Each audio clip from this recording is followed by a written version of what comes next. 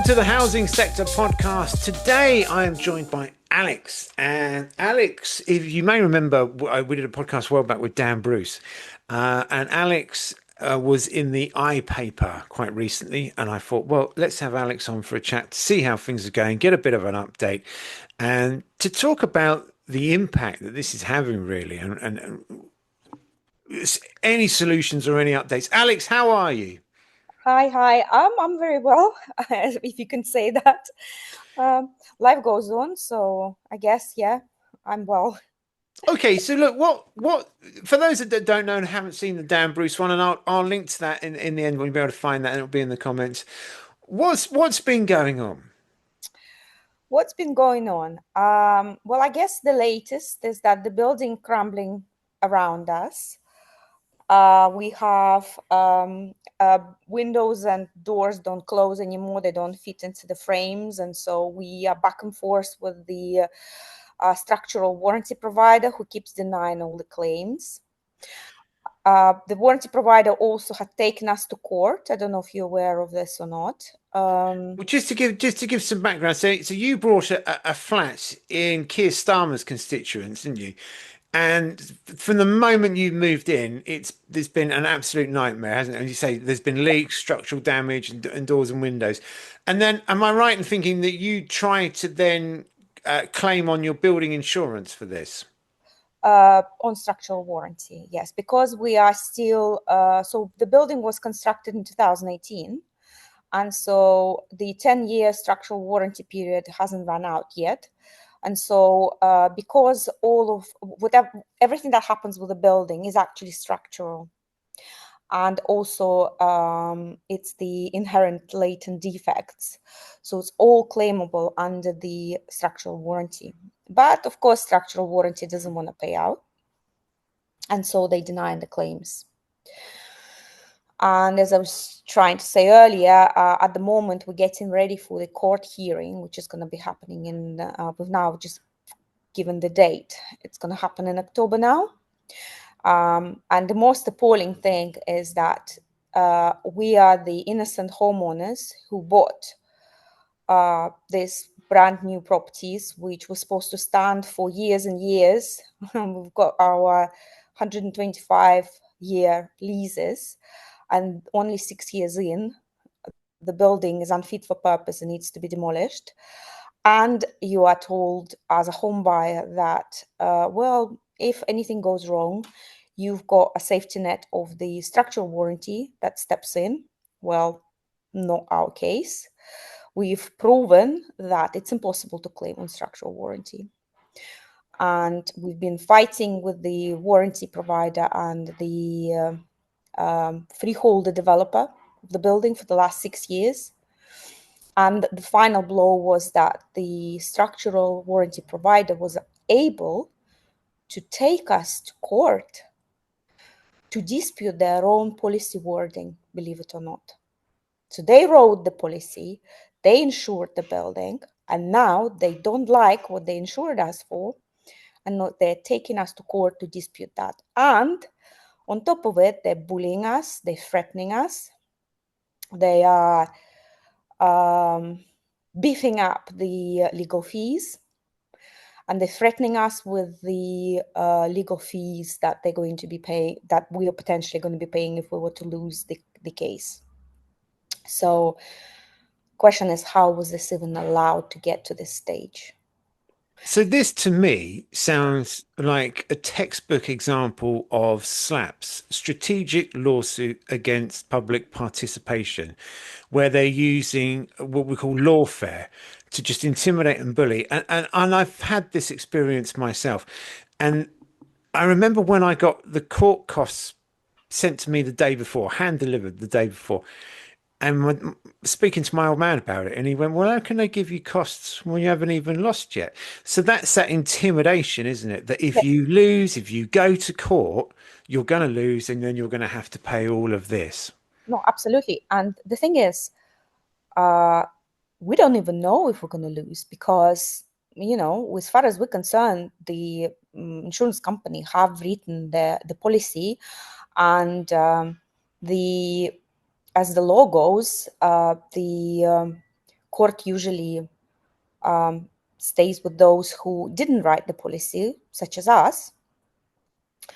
Yet they already believe that they will win, and so they're already threatening that, you will be paying that, and they're not even, it's just a very aggressive, disgusting tactics that most people will probably won't be able to tolerate and just And be that's why out. they do it. Yeah, And I think the fact that they're doing it is an indication that they know they're probably going to lose. They want you to stop. but how can we? If we, Exactly. yeah, exactly. I mean, all they want is they want us to accept their version of interpretation of their policy, which we disagree with. Our solicitors disagree with that version, and they want us to accept it, or else, basically. Yeah. And then there is nothing for us. If we were to accept it, then we lose everything. I mean, we're already practically homeless because our flats worth zero. We live in constant fear because the building shakes like hell. Every time the heavy vehicle passes by, the building shakes. The other night I got woken up in fear because I thought the building had split in half. That's how, because there must have been some, heavy low vehicle passed by, and to cause the shaking of that magnitude to the building, like it's crazy.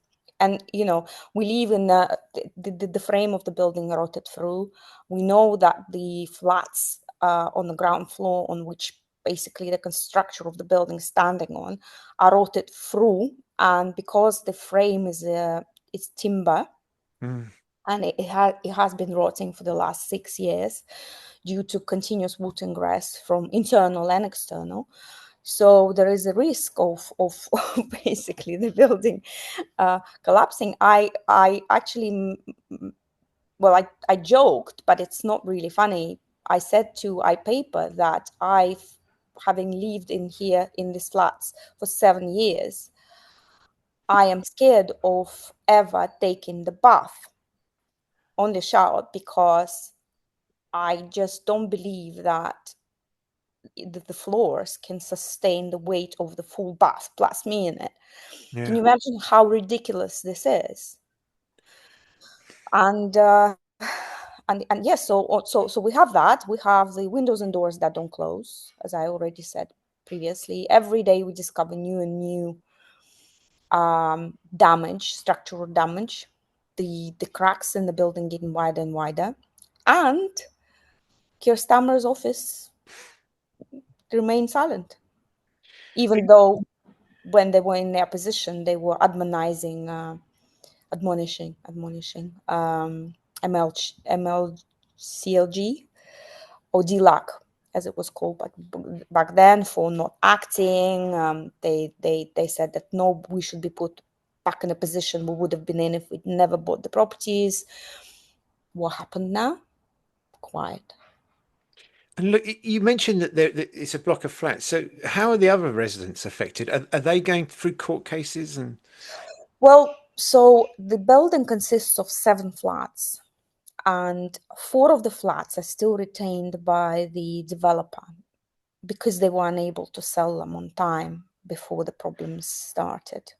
well, that's interesting on its own, isn't it? That they Yeah, now can't sell them. Yeah. no. So they were able to sell the 3 flats to 3 of us. So there are 3 owner occupiers, and we all live in the property. So it's done myself, and we have another person who does not want to be mentioned because he has some personal circumstances. And so and we still live here because where would we go? The rest of the building is empty. Actually, developer renting one of the flats downstairs, which is in a appalling condition, but they're renting it to an HMO. But we, the owner occupiers, where do we go? I bought this flat because I divorced with my husband, and my daughter and myself moved to this flat. So we basically used the money, my portion of the money from the sale of the house, to buy this flat, and end up from a nice Victorian house, which stood for over 100 years and probably will still stand for another 100 years, we thought, well, why don't we try something nicer, new, especially when the government actively pushing people to buy new. And we end up with this. So, But I mean, the heartbreaking thing is if we can accept that things go wrong, mistakes are made, but that's why you have this insurance. That's why you levy up with a broker, so your mortgage and everything is tied in. So if there is an issue, everyone's protected. But that hasn't been the case in any way, shape, or form, has it? no, I just wanted to mention, Ben, I don't know if you're aware. So when you buy a new build, there are two types of insurance that you have. So you have the structural warranty, which covers you for 10 years, and that covers you for anything structural that could potentially go wrong with the building. And there is a buildings insurance on top, which you claim accidental damage or other things that could happen throughout the life of the building. In our case, because of the latent defects of and a severe water ingress, our buildings insurance got cancelled halfway through its lifetime. And so for the last 3 years, I believe it's been 3 years, the building is uninsured and can't be insured. So not only are we risking to lose the properties, but if something was to happen, we also we risk to lose all our personal possessions and everything because we can't insure it. Okay, so God forbid you're in your bath, the hypothetical scenario, you're in your bath, the floor collapses, and all of your goods are sort of pulled into the void that's left. None of that's insured now. No, no, of course, because if the building's insurance isn't there, you cannot insure the contents, can you? So obviously, yeah. So we're uninsured, entirely uninsured. I'm sorry to sort of keep going over and sounding like an idiot here, but it's so hard to believe that you've done everything right and these insurances are in place and now they're not. Yeah, And now you're having to go to court to fight for your right. yeah. Well, we didn't want to do that because we read the policy in a specific way and we thought we were covered. When I so I just want to clear the record here actually, because what we noticed is that lots of people seem to don't understand and ask the same question. Well, you haven't done the survey, haven't you? We have. I personally had the most comprehensive survey you can get. But when you carry out survey, you can't dig into the foundations. You can't open up the walls, can you? You can't start pulling off bits of a roof to see how that's constructed. So everything is on the surface looks good. And my solicitor, I remember, said, well, I wouldn't worry because you buying a new build in the UK, presumably been built according to the latest standards. Plus, you've got a sign-off certificate, which says it's okay, which we should talk about sign-off certificate as well, by the way. It's important. People need to know about this. So yeah, so it's okay to buy because you have a sign-off certificate, because the engineers have signed the building off.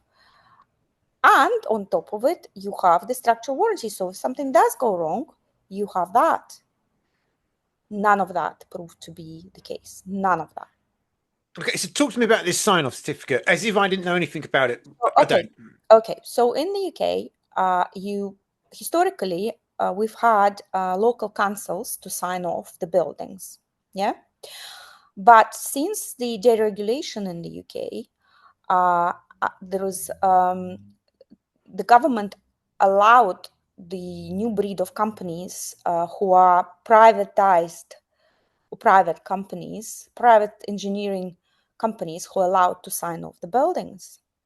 And so most of the construction industry using those type of they don't use local councils because local councils are actually quite diligent, I'd say. Some people might argue with me about this, but personally I have done work on my previous homes and I've always had local councils to sign it off, and they were very diligent, I must say, right? Visiting, checking, making sure that they're complied with all the regulations. But when it's private, you just don't know what's going on. And so what's happened was this. The private company signed off the building, and then when the problems with the building started happening, and we involved government, Michael Gove came to visit us. That was last year, I believe. Oh, year before, sorry. He came to visit and he sat on our sofa in the living room and he said, well, I'm going to make sure that the sign-off company is investigated and that I'm going to show, I'm going to look, I'm going to put this right. Yeah. And on the back of that, the CCARE, which is the government body which used to be, and now it's called BRS. CCARE opened up an investigation into the sign-off process, yeah, of our building. And they came up with the preliminary letter, which found a number of problems with the sign-off. The building was never visited. The person who signed off had no formal qualifications. So there was quite a few issues that they found. But very quickly, so that letter then, we took that letter and we used that letter for the social media, because we've got nothing to lose, you know. This is what's been found. The company that signed off the building literally had breaches, yeah. And then it was last year, and then I think during the handover, so once the government changed, CCARE became BRS, and that case got swept under the carpet, which meant that they came back to us with a letter saying we haven't found any breaches. Now tell me how this is possible. I'm still struggling to believe, and I'm still reeling from a podcast I did a few weeks back with Deepa, who's trying to sell her flat, and they didn't have the fire certificate because, again, it had been completed by someone who had already been signed off and wasn't qualified to conduct the investigation. Yes, yes, exactly. And so here we're talking about a building that consists 7 flats.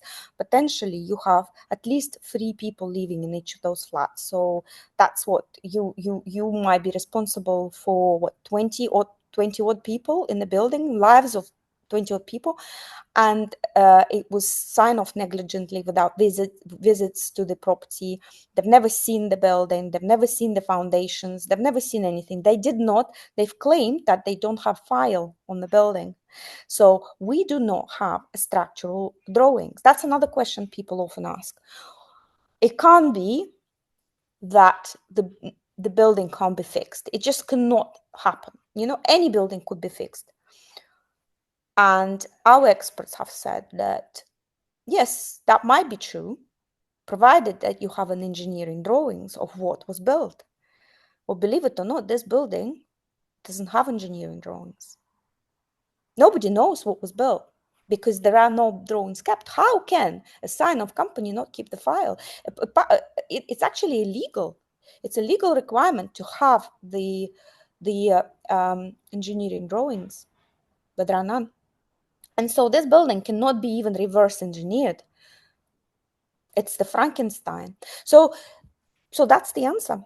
So that's the answer to you. So a private company signs off the building, and then what was it done? Did they pay to get that sign off? How? I mean, it's only the questions we can be asking.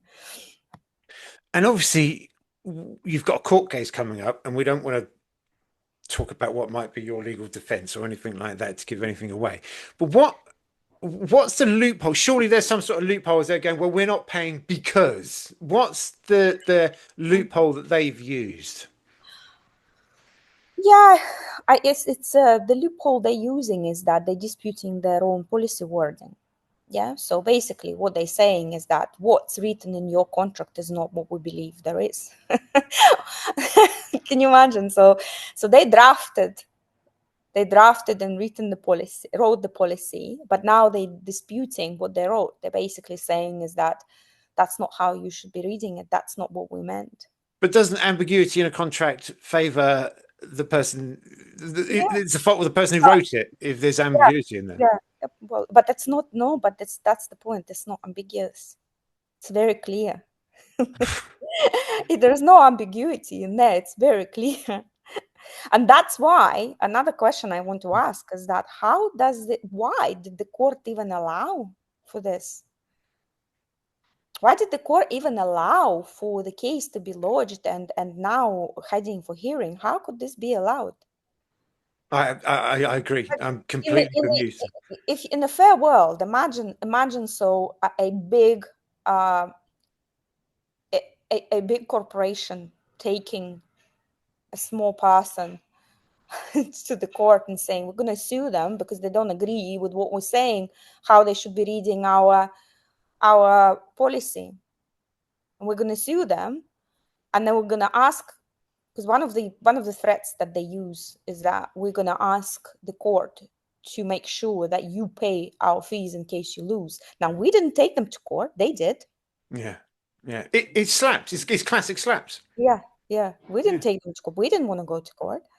They took us to court. And actually, it's even more disgusting because according to our policy, the first instance of arbitration is ombudsman, Yeah. financial ombudsman. And so if there is a dispute, we can go to financial ombudsman.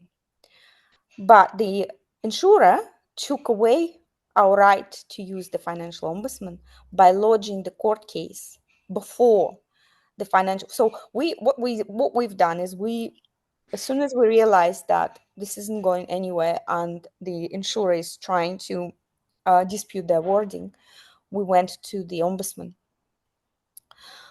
But the ombudsman then looked at the one of the questions that ombudsman has is that is there a court case? And so if there is a court case, the ombudsman basically refuses to look at your claim. And they knew this.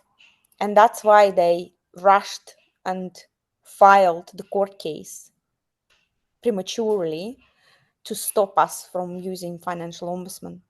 So they technically Closes that route, closes the route to financial ombudsman, and then apply the pressure so you don't go with a court case and you drop out. And yeah. then if you had, could you then go to the financial ombudsman, or would they still be going, no, no, no, that's been to court now and there's legal action? Because assumably if you stop the court action, you'd have to claim an NDA of some description. Sorry, I didn't understand the question. You meant at what point did you ask me? Sorry, it's me rambling in my disbelief of it all. So you can't go to the financial ombudsman because there's a legal case Yeah, happening. yeah. But had you decided, because of the bullying and intense pressure, that you can't go to a court with it, you'd given up, Mhm. would you then be able to go back to the financial ombudsman, or would they still say, no, there's been No, legal action, we're no, out? because no, but that's the point, is it? So because they took us to court now, if we were to not go, say we had no finances to go to court, say we were broke, right? Which we are, but we're still finding the money to go to court. But if we weren't, and we then they will win by default. Yeah. And then, of course, it's all on file then that, yeah. Then they win by default because we've not got we've not gone we've not defended ourselves because we're defendants Mm. in this case, and so we would have not been able to defend ourselves, and so they'd win by default. That's how it Uh, works. Exactly. That's how it works, isn't it? You're not supposed to be going to court. You're supposed to have backed down. Yeah, well, that's what they want. I don't know what they want. At the moment, they're bullying us, so we don't know what they want. I guess, well, no, we do. They want us to accept that that the way that they want us to read the policy is only correct way. That's what they want. And even then, even if we were to, they'd still continue to, you know, they probably just don't want to pay out anything at all. I know that is exactly it. We've been very careful to not name them. Do you want to name them? And I'll understand if you don't. Well, no, we have been naming them. I mean, it's not a secret. It's they call the Casta European Insurance. They have been named before Hmm. many times. So if anybody wanted to know, I mean, they're all over our social media. It's nothing to hide. Yeah, I just wanted to make sure before I said it here. Mm. But so when's your court date? End of October. And how does this sit? I mean, look, it's hard enough living in a home that you think it's not safe. It's hard enough being woken up thinking your house is going to fall apart. It's hard enough not being feeling safe to have a bath. And now to have all this added pressure of this legal action and the threat of costs. What impact is this having on you, Alex? Uh, well, it is a terrible way to live with this, isn't it? So because you're trapped. It's a financial and emotional trap that for the last 6 years we've been unable to take holidays. We've been unable to leave our, I mean, when I say we, I mean myself, my daughter, other people who, the other leaseholders, right? Because we're all in it together. You're unable to live your life, do you? Because um, you're in constant fear. Hmm. You're in fear of not having home potentially. You're in fear of something happens to where you live. And for example, if something was to happen, where do we go? Where do we go? I've put all my money in this flat.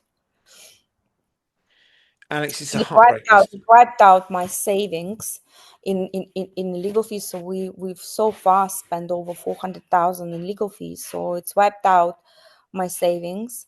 So I'm up to my eyeballs in debt because I've been borrowing money. Can you, So will you, and I have to believe that you're going to win. Do you then get all of your costs paid by them? if if through the courts, I don't know because I don't believe. I think it's only 75% or 85% that you can claim over the courts fees, and it doesn't. It's not even like that. You have to understand that it's not about us winning the court case and getting our money back. That's not how it works. This court case is only about the how we should be reading the structural warranty policy. Yeah. So it doesn't automatically free us from this situation. It's not like that at all. It's not. It Court isn't going to decide and tell the insurance company you have to pay these people what they've suffered. That's not what this court case is about. So, but that's why it's not the end. Yeah. Not the end. It's only one step towards some sort of resolution, because we have, if we lose this, then we have to agree with what how insurer reads the policy, and then we need to decide what happens then, how we then take it against the developer, you know so it's It, not it, the end. it shouldn't be like this, should it? Well, no, because it shouldn't be like this. There is no consumer protection of No, whatsoever. no. I've said in the past, you get more consumer protection if you buy a kettle. Yeah, and you know what is the scariest thing is that people don't know about this. people still believe, and I have been reading comments. I mean, we've known this always, but the last episode was when iPaper posted the story on TikTok 2 weeks ago, and I was reading the comments, and many people were saying, oh, it's their own fault, or they haven't done the checks, or they're so stupid to expect, or people would argue and say, no, they exaggerate, saying they don't know what they're talking about, It's like, so people just are not aware it's of the magnitude of this. And it's not just this one building, because if the system, so what we have been able to prove is that the system doesn't work, right? So it's not about, oh yeah, this is one big house been built badly, but everything else is fine. No, because of the magnitude of the problem that we are experiencing, i.e. from the point you buy to the point where you, I don't know what happens to you, you have no protection. And we've tested every single safety net that the government tells us there are. So we've tested, so we've been to, so I can take you through the chain, right? So when you buy a new build property, there is a 2-year snagging period where anything that goes wrong, the developer is fixing for you. Now, I've landed with the serious structural issue within first, not even 6 months, within first 4 weeks living in the property. I was the first one to move in with my daughter. So yeah, first 4 weeks, serious structural issue. Our terrace had leaked severely, and it has been leaking since they've built it for a few months, and they kept constantly patching it and patching it and patching it. And so they were patching it between the viewings, because we were told, that's what we were told by the estate agents who were showing this building, is that there were leaks throughout as they were showing it, and it's been patched and patched and patched. And so what meant to happen is that you buy the house if there is something wrong. So I thought, okay, so I have a terrace leak. It's not a small issue. It's a serious issue. I'm going to reverse the transaction. I go back to my conveyancing solicitor, and he says, oh, no, you can't. It's the commercial law. Sorry, not commercial law. It's the contract law. It's not the consumer law that kicks in. It's the contract law. And under the contract law, you can't reverse the transaction, even if it's a serious problem. And so you have to involve your structural warranty. So needless to say that I suffered a lot with the structural warranty because they were refusing to attend to it. And also that sort of problem could have been solved by the builder who built the property, because it was first 2 years. However, they very quickly disappeared. As soon as the problems have started, they realized that it's too expensive for us to keep coming back, and so they very quickly pulled the plug on their business. And so obviously all of this fell onto the shoulders of the various insurances. And that's where we started realizing that the insurance companies don't want to take responsibility for anything. So you expect, so then the insurance company, and obviously the process is always the same. They first deny the claim. First they deny that the problem exists. When you prove that the problem exists, they deny the claim on technicality, and then you have to continue coming back and coming back and coming back and coming back. So it's been 6 years, and there was not a single proper claim that the structural warranty have carried out properly. Not a single claim. They have patched some stuff temporarily, only for them to leak, only for the terraces to leak again, but they've not addressed a single claim. So we have severely leaking roof. we have all terraces leaking severely into the building. The facade is cracked, and so there's a massive water ingress through the facade. The timber frame is rotting. We've got, as I already said, because of the movement of the building, there is none of the lintels are stable, and they're all sagging and they're crashing onto the doors and windows. So doors and windows start sticking, and well, they were sticking for the last few years, but now we've got next problem. Not only are they sticking, you can't open or close them at all because the frame becomes too small. The building compresses the frame, aluminum frame, and so the doors or windows no longer fit into their frames. And now, so there's lack of security, and then and again, insurance company just denied our claims. I filed a claim for my double doors. They denied the claim. They don't believe it's structural. And my neighbors just filed a claim for his window that can no longer be closed, and his claims been denied as well. So we get claims denied all the time. So it's not that they even doing something, you know. So there's over 200 claims currently with this structural warranty. None of them are being addressed.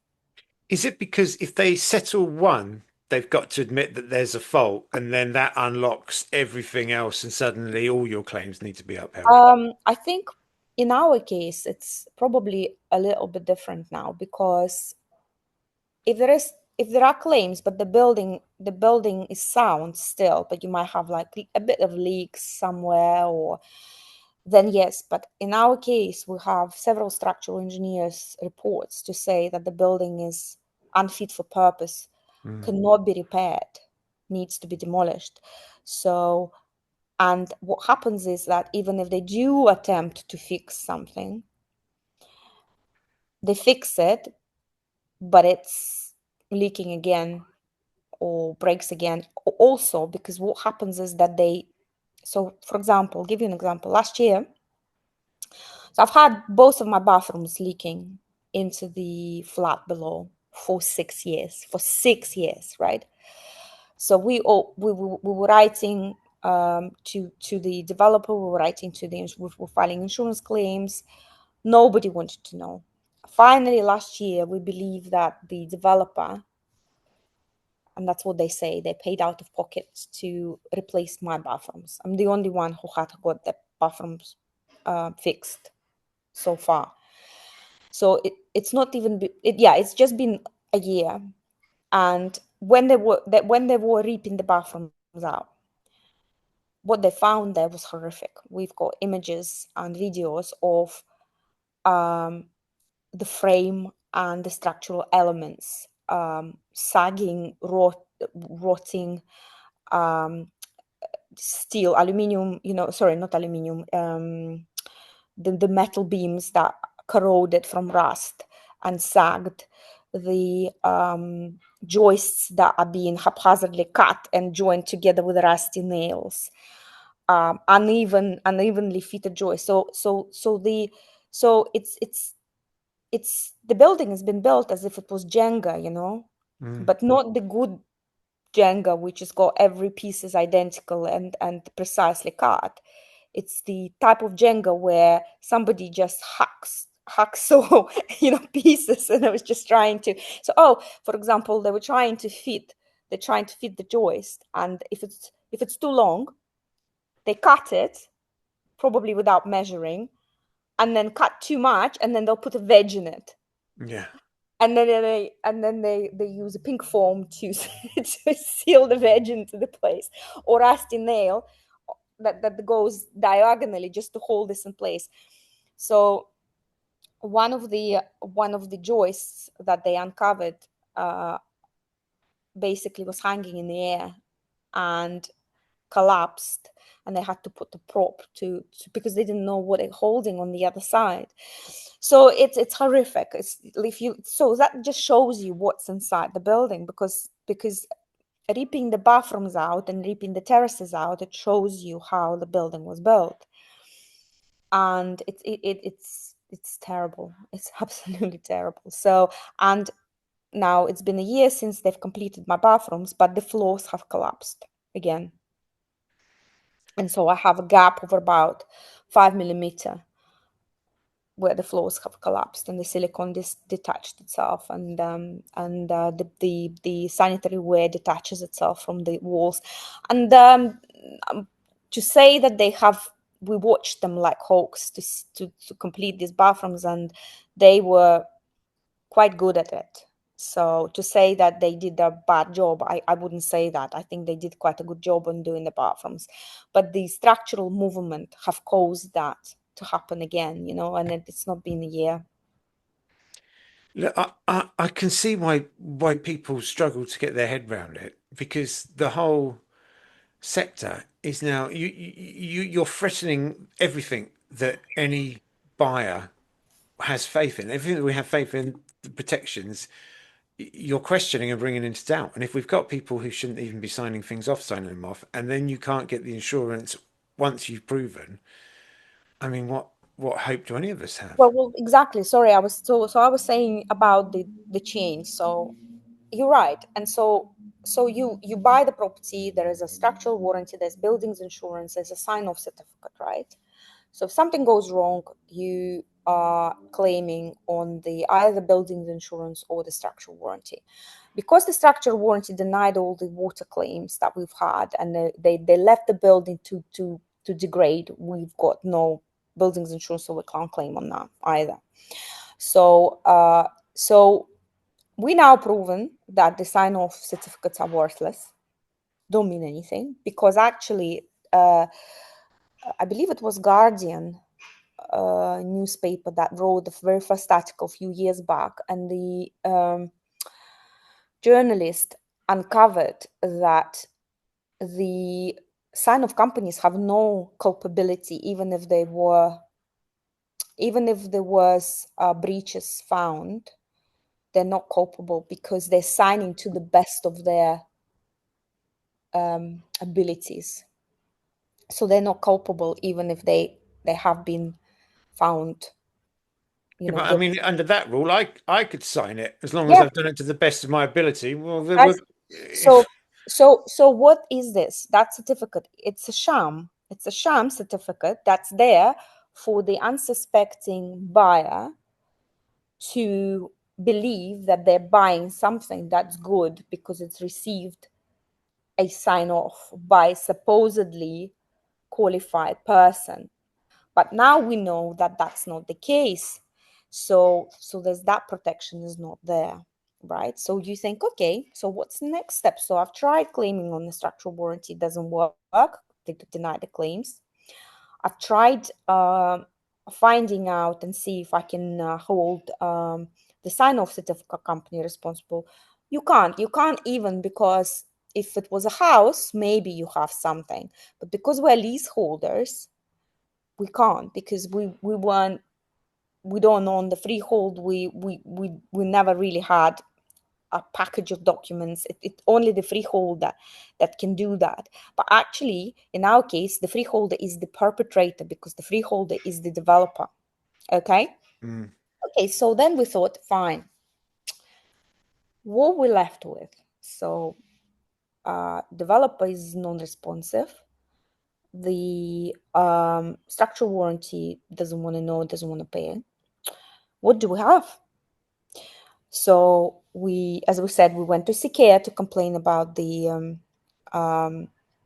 sign-off certificate, but we know now that it didn't go anywhere.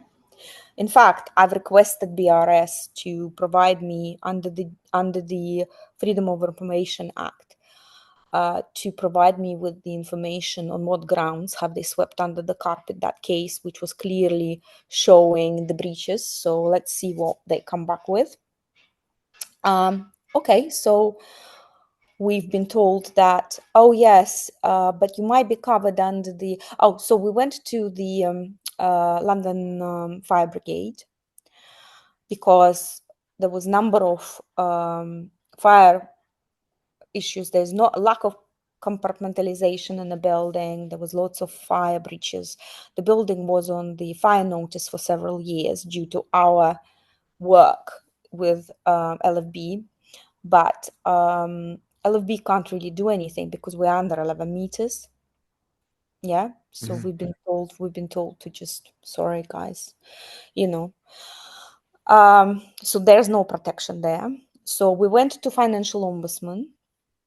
We actually filed 3 complaints against the insurer with financial ombudsman, and those complaints have been upheld.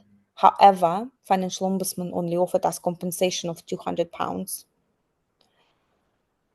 Yeah, considering that at I, the time that we filed the complaint, we were already over £250,000 in legal fees debt mm, due to the enactment of the structural warranty. So obviously, financial ombudsman is no use. Okay, so what's left? Government. Oh yeah, because government is in charge of the policies. Government is the only body that can make this right, because they're the ones who write the policy. They're the ones who are the most powerful regulatory body that we have. And what happened? Nothing. Because the government likes to talk about how they do things, but they don't like doing things, right? And so we've literally been in conversations for 2 years. We've been in conversations with Tory government. Then opposition, Keir Starmer, because Keir Starmer is our local MP. Actually, loads of people are furious at us that we're bringing Keir Starmer's name into all of this.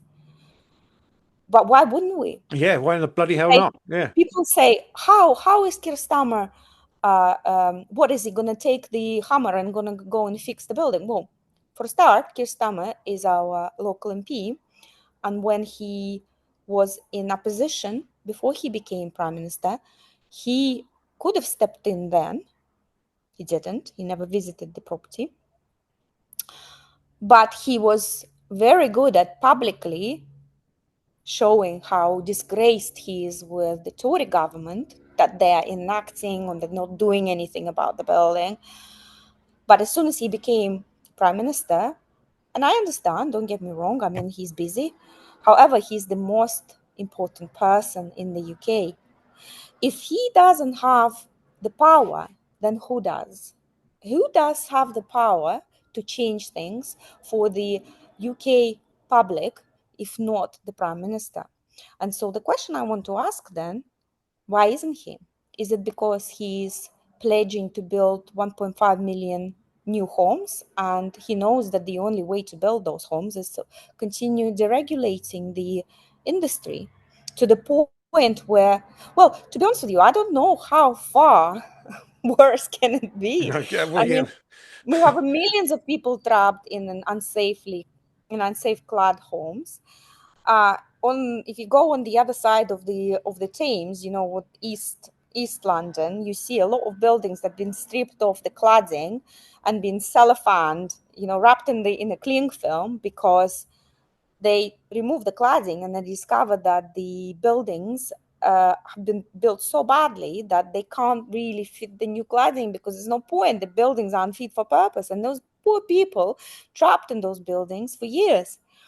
Now, how much worse does this has to become? I mean, some people say, how can this happen after we've had Grenfell?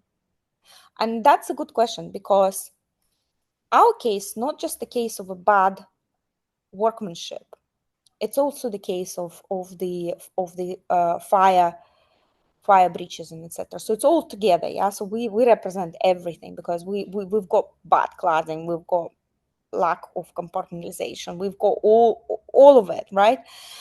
And so Grenfell happened a few years ago. We've now had that Netflix documentary out, right? 73 people, I believe, died, right? 72 died, and it's 8 years ago. 8 years ago, yeah. And nothing's changed. It became worse. So this building was built in 2018. so after Grenfell. And they talk about continuing deregulating the industry even more. How far more can you deregulate? To like to enable what? How do you? So there's so many people suffering. We meet people from all over UK. It's not just London. It's people from all over UK. We became campaigners. We became